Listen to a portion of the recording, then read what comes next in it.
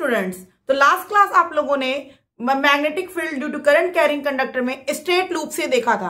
आज हम लोग उसको सर्कुलर लूप में देखेंगे कि अगर हम लोग के किसी सर्कुलर लूप में करंट फ्लो कर रहा है तो उसमें मैग्नेटिक फील्ड का क्या इंपॉर्टेंस है, किस तरीके से मैग्नेटिक फील्ड प्रोड्यूस हो रहा है, क्या डायरेक्शन है मैग्नेटिक फील्ड का।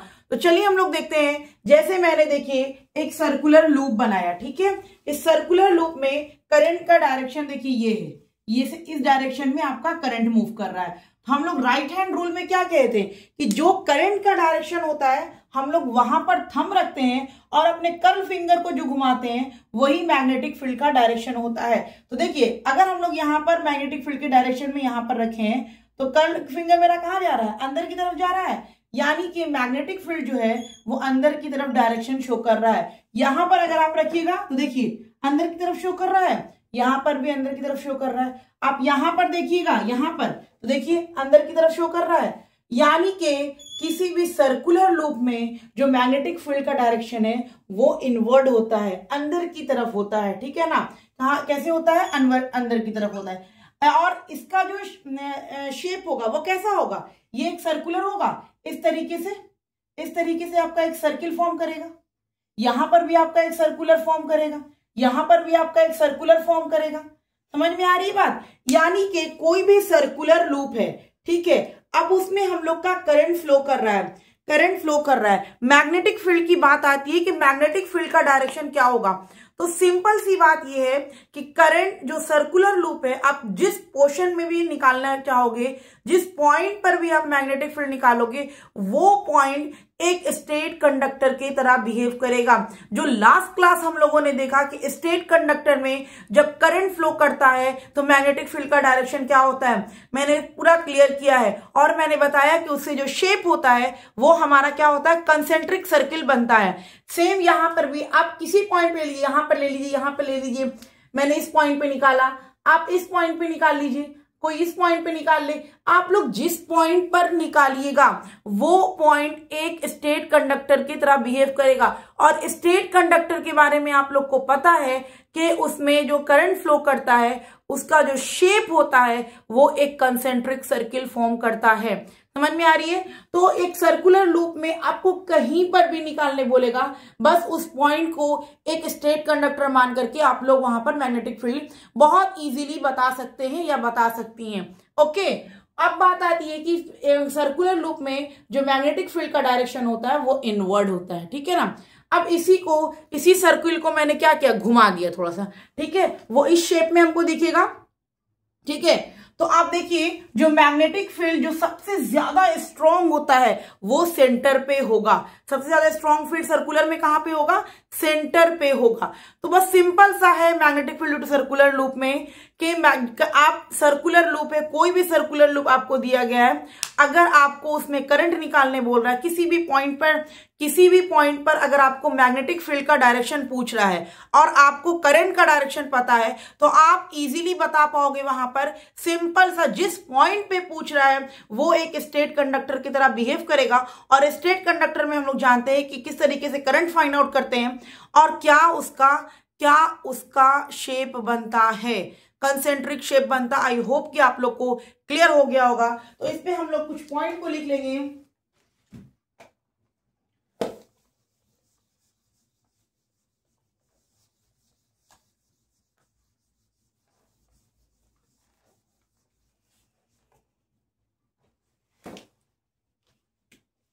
इस पे हम लोग कुछ पॉइंट लिख लेंगे।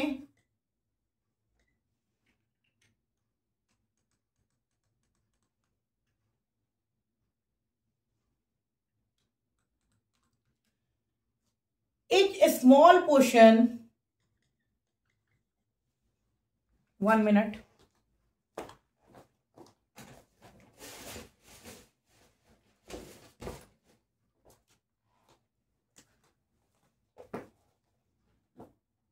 Each small portion, ठीक है ना, मैं जो भी समझाई हूं सेम लिखूंगी।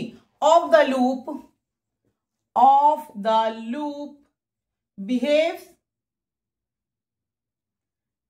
behaves like a straight conductor, ठीक है ना। कोई भी पोर्शन पे आप निकालिएगा वो एक स्टेट कंडक्टर की तरह बिहेव करेगा। और स्टेट कंडक्टर में हम लोगों ने पढ़ा था कि उसका जो शेप बनता है वो कंसेंट्रिक होता है। सिंपल सा स्टेट कंडक्टर में आपको मैंने क्या दिखाया था कि करंट के डायरेक्शन में थंब को रखिए, कर्ल फिंगर को घुमाइए, कर्ल फिंगर के डायरेक्शन में ही मैग्नेटिक फील्ड का डायरेक्शन होता है। आई होप कि आप लोग का क्लियर होगा ये पॉइंट, कोई दिक्कत नहीं है। And magnetic field line, magnetic field line near the coil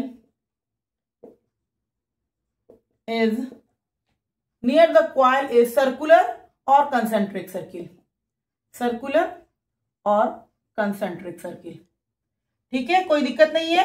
जो मैंने बताया सिंपल सा टर्म लिखा दिया, each small portion of the loops behaves like a straight conductor and magnetic field line near the coil is circular and concentric circle।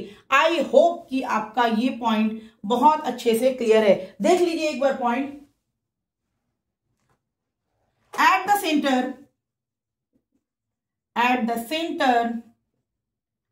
the field line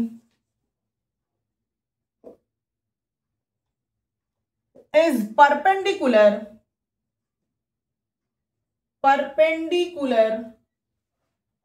to the plane of the loop,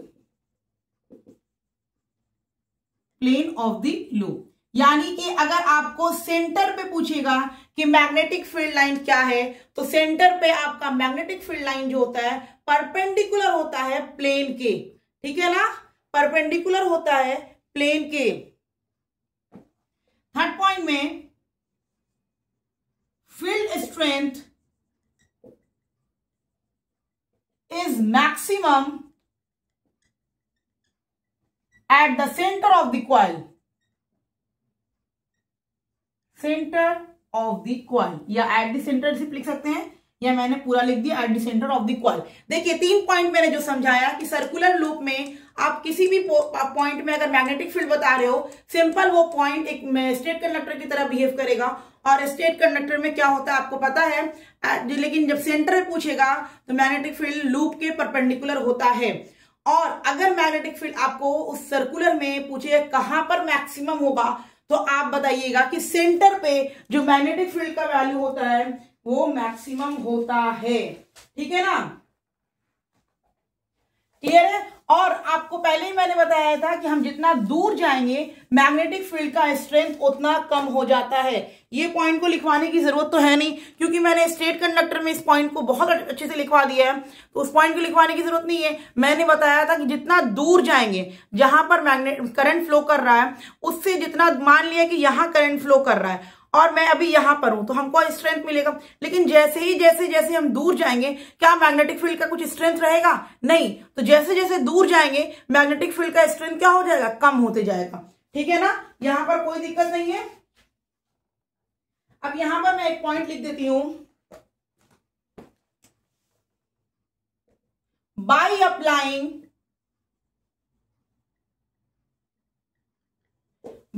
applying right hand rule,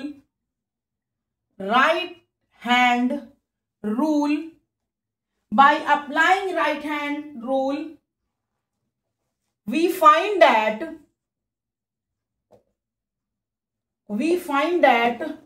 each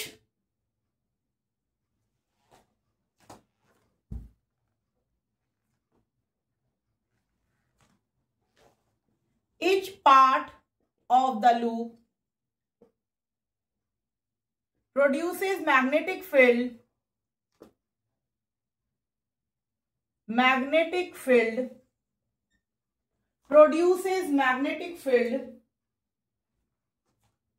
in the same direction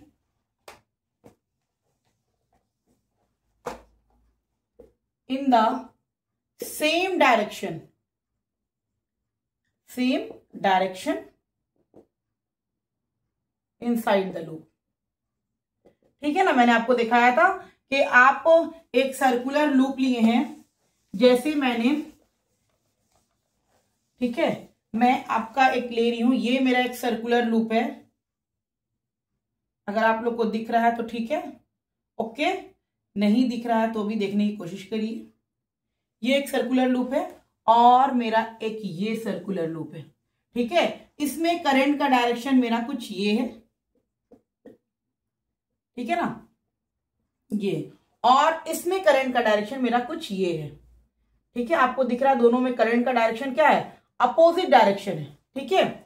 आप देखो इसमें यहां पर अगर point रखेंगे, मैंने बताया कोई भी सर्कुलर लूप हो, कोई भी सर्कुलर लूप हो, आपको क्या करना है, कोई भी सर्कुलर लूप में करंट का डायरेक्शन क्या देखना है, किसी भी पॉइंट पे, जिस पॉइंट पे बोल रहा है वहां पर हम एक स्ट्रेट कंडक्टर की तरह बिहेव करेंगे, ठीक है ना। तो देखिए हम लोगों ने यहां पर देखा कि यहां पर डायरेक्शन, करंट का डायरेक्शन ये है, मैंने करंट के डायरेक्शन में अपना थंब रखा और कर्ल फिंगर को घुमाया, तो मैग्नेटिक फील्ड का डायरेक्शन किधर है, अंदर की तरफ है।